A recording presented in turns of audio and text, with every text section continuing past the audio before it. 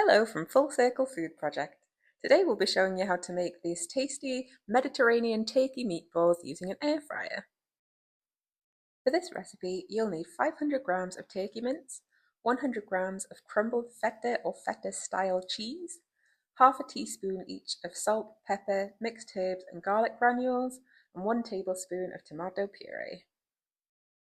This recipe serves 2 people, and altogether the ingredients might cost about £4.80. First, preheat your air fryer to 180 degrees for 5 minutes. To start with your ingredients, add your turkey mince to a mixing bowl. Here we're using 7% fat turkey mince, which means it's got a low fat percentage but still high in protein. Next, add your feta cheese. Feta cheese is a crumbly cheese, which means you can break it up easily with your hands. Next, we're adding our seasonings.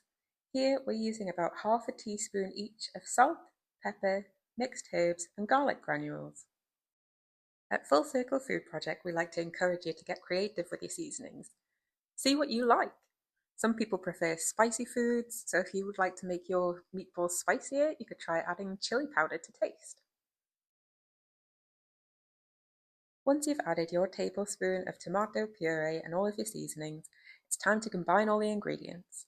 Here we're using our hands, but you don't have to. If you prefer, you can use a spoon or another utensil to get everything mixed together. Once all of your ingredients are combined, it's time to shape your meatballs. Using your hands, try to imagine a golf ball size to make sure that your meatballs will cook evenly inside the air fryer. Carefully add your meatballs to your preheated air fryer.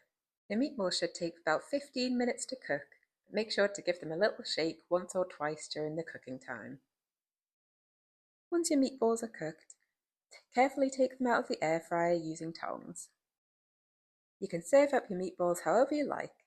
We like to use a Mediterranean salad with some pita bread and some tzatziki sauce.